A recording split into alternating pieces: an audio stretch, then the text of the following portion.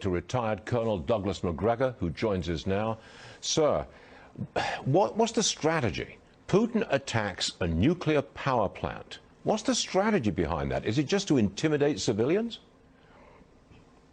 The strategy was not to attack any power plants or the power grid. The Russians have very carefully avoided interrupting any power. No damage to communications, no damage to any of the things that are essential, like the water supply. What you're seeing is that the Russians have now driven what is left of the Ukrainian forces, who are taking refuge in population centers, cities, because they have no mobility, no air defense, no air cover, no logistical infrastructure. They are now mingling with the population, much as we've seen in the Middle East. Whenever we drove the Islamists out of business, they ran into cities, used people as shields, the civilian population, and tried to avoid being annihilated. And I think that's essentially what's happening today with the population being used by the Ukrainian forces to avoid destruction. Do you think Putin will pull what I would call a Grozny? Grozny was the capital of this breakaway republic. He flattened it when the civilians resisted. Yes. You're going to see this. I mean, is he going to flatten Ukraine? No, absolutely not. In fact, he's worked hard to capture most of it intact. Surprisingly little damage, frankly, Stuart. Much less damage than we inflicted on Iraq when we went into it, either in '91 and again in 2003. Now, I think they're just surrounding the Ukrainian forces, and they are annihilating them. And this is inevitable. And Mr. Zelensky, I think, is postponing the inevitable in the hopes that we are going to rescue him, and we are not coming. President Biden has made that very clear.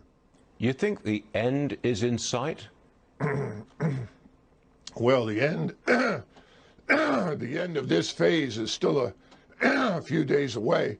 But the first 5 days, Russian forces, I think, frankly, were too gentle.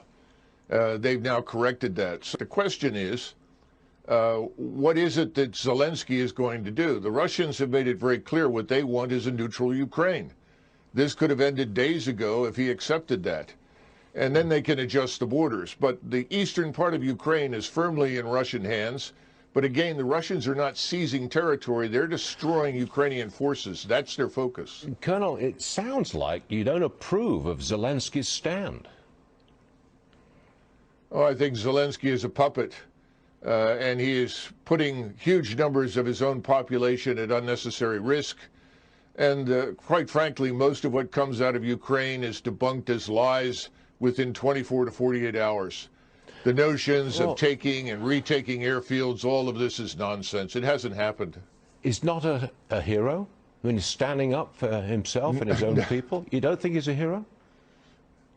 No, I do not. I don't see anything heroic about the man. And I think the most heroic thing that he can do right now is to come to terms with reality. Neutralize Ukraine. This is not a bad thing. A neutral Ukraine would be good for us as well as for Russia.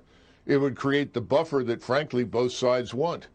But he's, I think, being told to hang on and try to drag this out, which is tragic for the people that have to live through this.